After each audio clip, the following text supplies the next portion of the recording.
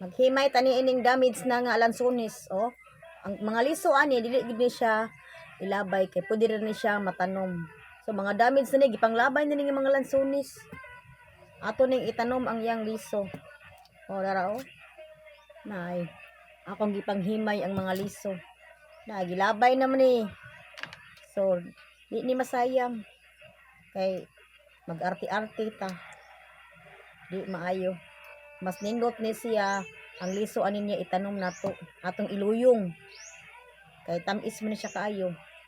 panglabay na maguni siya gud bawo kaniyang lansones dali ra di kay siya ma-damage malagom unya mahumok malata na oh. Ang mga liso ani niya mapakinabangan panimo basta kay mo wag ang liso ani niya mapakinabangan pa hindi mo siya hugasan buwan iluyong oh atong pilion ang mga liso para atong itanom atong iluyong di mo siya masayang uy di man why masayang sa tanan na kani siyang mga lata naman ni kayo siyang lansones ipanglabay na lang kaning siya nga mga sobra-sobra na nga gipanguha na kog liso ato na puno siyang ihumol sa tubig nya pwede na siya ibisbis sa mga tanom kay very organic gud ni siya manay pinaka the best nga organic ang iyang duga ani niya di no why masayang aning tanan malata ra man ni siya nya ihumol mo siya butangan nimo tubig yang iyang tubig mo ibisbis sa mga tanom dakan pa kay liso gid tanom oh gilabay na lang ako tanin pinunitan na nako mga gipanglabay na ba mga damage na nga mga lansones grabe no daghan kaayo bila lang kilot lansones ron mahal ba yung lansones ron magtika mahal ang lansones sabi nagmunihit ng lansones mahal na atong gihimayan gipanguha na tong liso kay aton ning ihugasan ng liso nya atong iluyong pwede ra mag-edit sa luyong di na lang ibuwad labi na ko wala may kay init ron oy di naman kay masig init masig na mag-uwan sa dun diri nara kay ko nahimay oh ato gipanigom ang mga liso ay para mapuslan pa ni siya puhon makaharvest pa ta puhon pila ka years makaharvest pa ang atong mga puhon umaabot nga mga apo o di ba o kung kaabot pa ta puhon pila ka years mamunga na ni siya o makaharvest na ta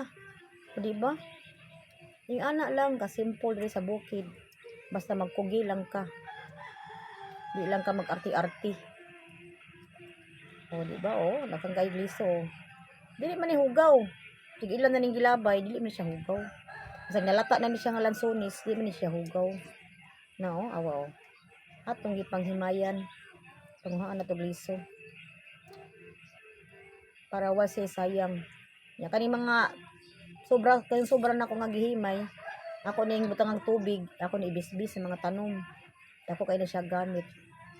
very organic gud ni siya pwede sa ni siya ay napisik sa kong naong gilang pa sa ligo oh kadaghan ng liso sana all na lang kita wagi masayang ani kung kahibaw lang mo kani siya gilabay na ni sabi niya damage naman niya gilabay na so wala siya kahibaw nga dako di kay ni siya gamit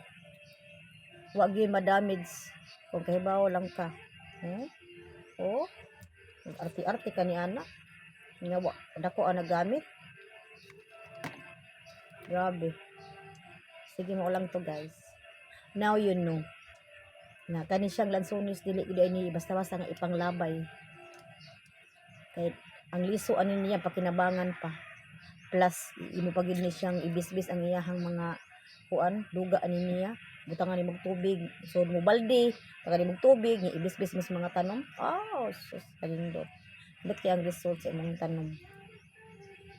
wala paghimayan sige mao lang to guys